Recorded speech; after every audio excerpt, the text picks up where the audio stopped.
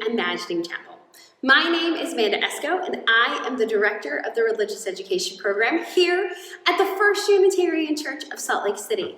Thanks for joining us today. Let's begin Reimagining Chapel by lighting our chalice. Do you have a flower pot chalice at home? It's beginning to feel a little bit like spring. Go grab it. Symbol of light, symbol of knowledge, symbol of warmth, symbol of freedom. We light this chalice as a symbol of our faith. Here we gather to celebrate hope and the infinite possibilities of love. Well, spring is in the air, my friends, and I hope you have spent so much time outside. I know that I did this week. It made me so happy to once again have the grounding experience of to put my hands in dirt to start my garden. I'm excited. I love the springtime. Spring feels like it's full of possibilities. And it also feels like another time of the year where we can ground ourselves in what matters to us. And that's really what we're talking about today and this month in religious education. Our theme for religious education this month is commitment. This is a good time of year to think about what is important to you. We're focusing this on a couple different areas that we'll talk about later. But our commitments, what we're connected to, and what's important to us is part of this idea of renewal, of this spring. What do we want to let into our lives? Keep thinking about that as we think about what we are committed to as we talk this month. What do you want to bring into your lives that's important to you? This is a time of year for us to evaluate that. So, also, it's Women's History Month. So this month in religious education, we will be focusing on Unitarian Universalist women throughout our history. So be looking for that in our UU of the Week segment. All right, before we get started with joys and concerns, I want us to do our sound meditation though. Now, we did this last week and we've done this before, so this is not unfamiliar to you friends. But in case it is, let me give you a little bit of a brief introduction. So, I want you to stand up tall or sit down connected to the ground. When I say, I want you to take in a great big breath in through our nose, and then I'm going to tap our bell. When I tap it, I want you to slowly let that breath out until you can no longer hear the sound of the bell. Are you ready to do this with me? I hope so. Ground yourself wherever you are, either that with your feet on the ground or as you're sitting on the ground. Ready? Take a deep breath in.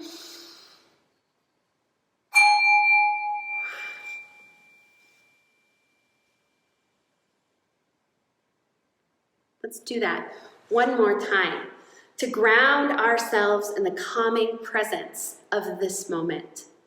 Deep breath in through our nose.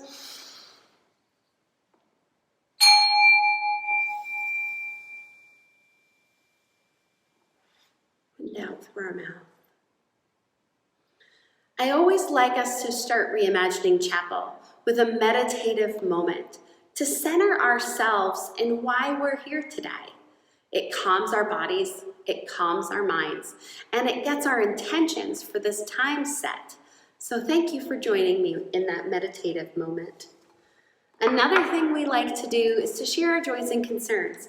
Share them with the people that are in your home right now.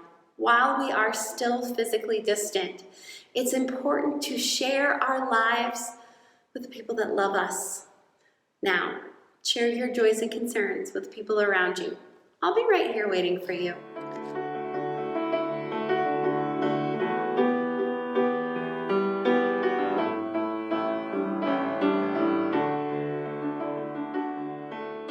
Thank you for sharing your joys and concerns with your people. They love you so, my friends. All right, now on to our Unitarian Universalist Women's History Month. Miss Lissa is going to bring us a new literary Unitarian woman of history. Thank you, Lissa, for always sharing your gift of history and love with our community. Thank you.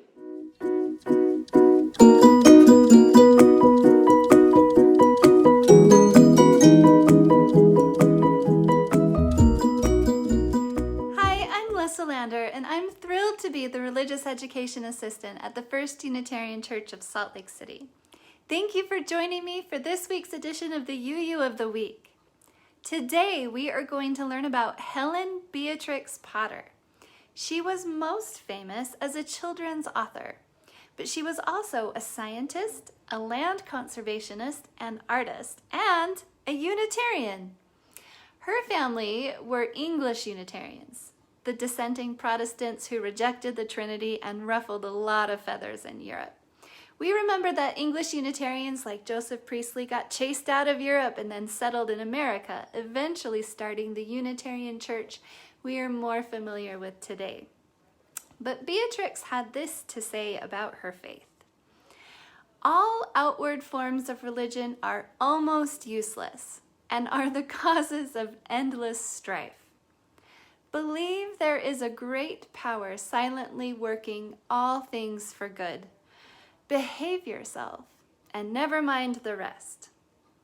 You know, that sounds like a really familiar credo to me. Beatrix was born in England in the year 1866. Like most women at the time, this curious Unitarian was not allowed to attend formal education. So she was educated by her governess, which is like a nanny. She loved studying nature the very most, and she spent much of her time painting flora and fauna, or plants and animals. Beatrix and her brother Bertrand kept several pets like rabbits, rats, a hedgehog, bats, and also butterflies and other insects. She studied their shapes and habits extensively, even using a microscope to study the insects and enhance her drawings. Beatrix became very interested in mushrooms and kept a collection of painting and notes about her observation.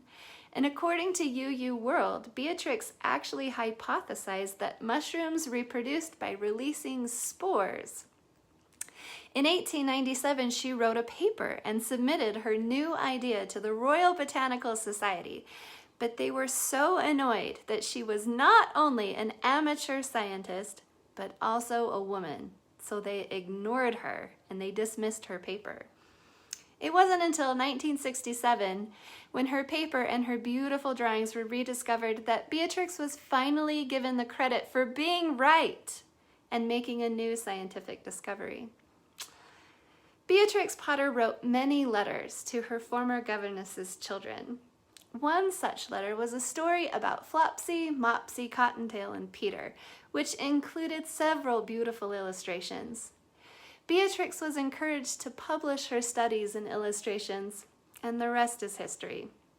Her years of carefully observing the animals in their natural habitats paid off, giving her charming stories even more depth and making her beautiful illustrations all the more detailed. Beatrix Potter published 30 popular books, and she used the money from the book sales to buy parcels of land that were adjacent to her farm. By the end of her life, she owned more than 4,000 acres of English countryside. Beatrix died of pneumonia in 1943, but the land that she preserved became a national park. Potter's biography, Linda Lear, said, "Potter brought back nature into the English imagination when the plunder of nature was more popular than its preservation." Beatrix Potter left a legacy of rich storytelling, beautiful art, land preservation, and scientific discovery. And we are thrilled to add her to our growing collection of UUs of the Week. Go to uuoftheweek.org to learn more about fascinating Unitarian Universalists. And thanks for joining me.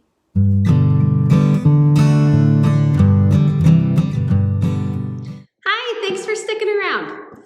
This month in religious education, we're focusing on commitment. And of course, we're looking at it with our Unitarian Universalist lenses. We're looking at the 4 C's of being Unitarian Universalist. Our commitment to curiosity, change, conscience, and compassion. Today, we'll be looking at the idea of curiosity and what we believe as Unitarian Universalists. Let's see if what's inside, oh, it's heavy, our Wonder Box will help us today. Oh, that's why it was so heavy. I have a bunch of stones. I have 5 smooth stones and 5 jagged rocks. Did you know that Unitarian Universalism is a special kind of faith? One that doesn't tell anyone exactly what to believe theologically. That doesn't mean we don't have beliefs though. Believe you me, we believe in a bunch of things. More on that in a little bit. I'll circle back. Unitarian Universalists are a curious bunch who want to read and listen and think for ourselves. Now, let's look at our 3rd and 4th principle. The 3rd principle, as we see, says we help each other learn. And our 4th principle says we search for what is true.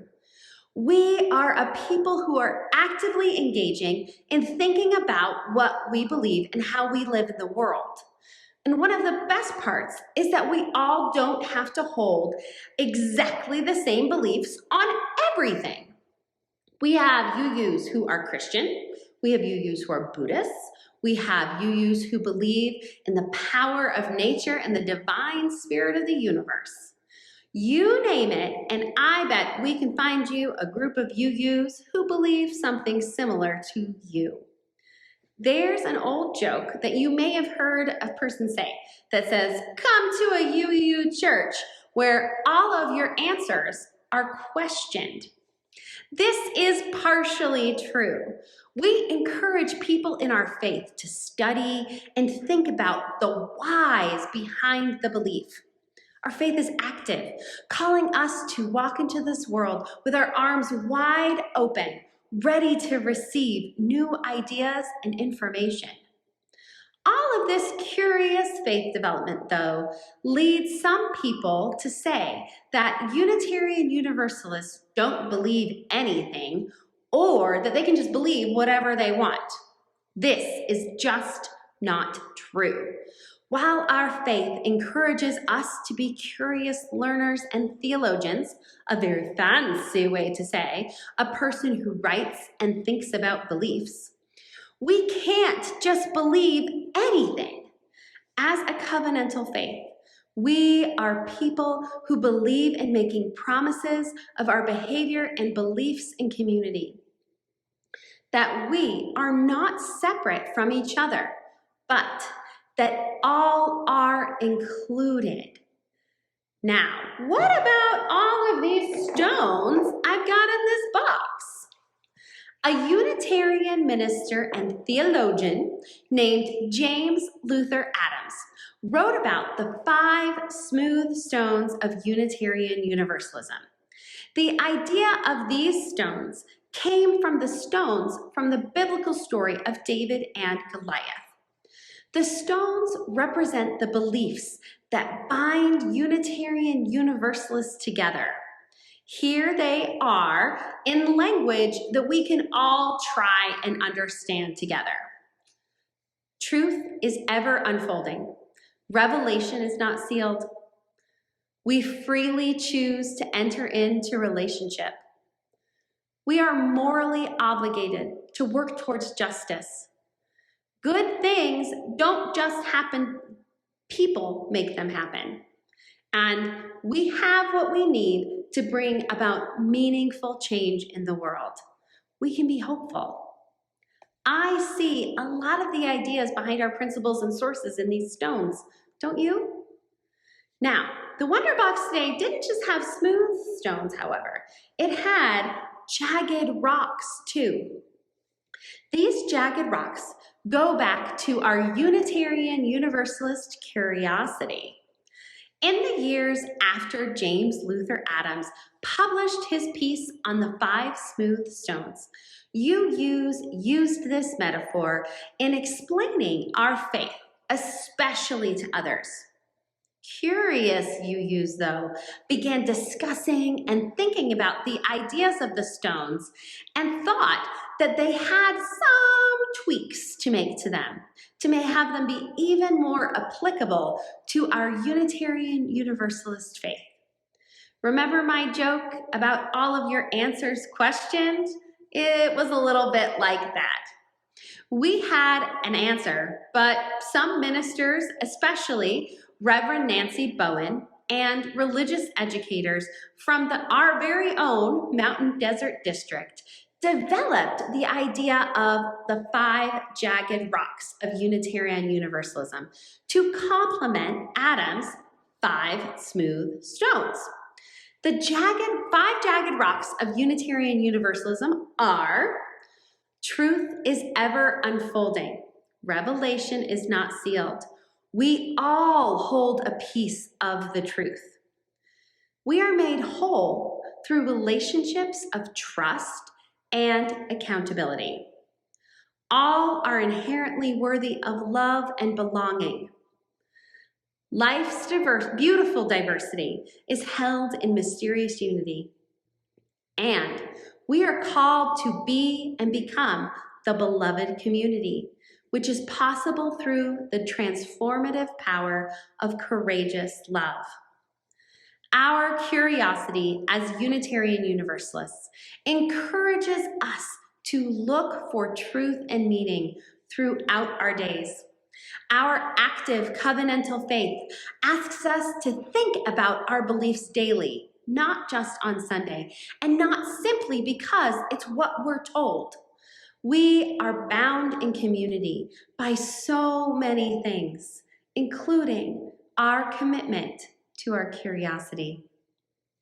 Thank you for joining us for Reimagining Chapel today. To find out more about the First Unitarian Church and our work in the world, please visit us at slcuu.org. But until next time, let's heart out.